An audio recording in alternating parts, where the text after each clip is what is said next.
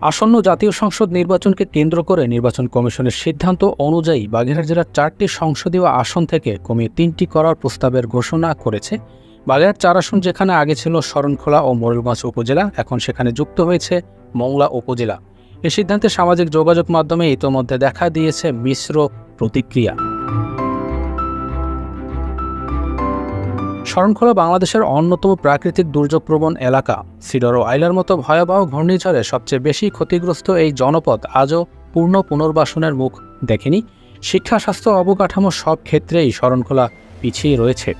অন্যদিকে দেশের অন্যতম বৃহৎ উপজেলা হিসেবে পরিচিত মোরেলগঞ্জ এর আয়তন ও জনসংখ্যার ভিত্তিতে এটি নিজেই একটি পূর্ণাঙ্গ সংসদীয় আসন দাবি করতে পারে। এর বিস্তীর্ণ ভূখণ্ডের কারণে একদিনে পুরো উপজেলা ঘুরে দেখা প্রায় অসম্ভব। এ বিষয়ে বিভিন্ন রাজনৈতিক দলের নেতারাও প্রকাশ করেছেন তীব্র প্রতিক্রিয়া। বাগেরহাটবাসী কোনোভাবেই এটা মেনে নেবে না, নেওয়া উচিত না। সুতরাং আমরা অচিরেই এই ইসি এবং সরকারের এই যে নীল নকশা এর বিরুদ্ধে আন্দোলন সংগ্রাম গড়ে তুলবো ইনশাল্লাহ।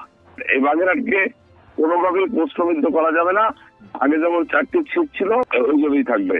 বাগেরহাটের আসন কমানোর মাধ্যমে বাগেরহাটের সর্বস্তরের মানুষের যে অধিকার এটা ক্ষুণ্ণ হচ্ছে। মোরেলগঞ্জ, শরণখোলা একটা ব্যাপক 16টা ইউনিয়ন, 20টা ইউনিয়ন তার সাথে যুক্ত করলে শরণখোলা ওই মংলা যে ব্যাপক বিস্তৃত এলাকা তো কভারেজ দেওয়া তো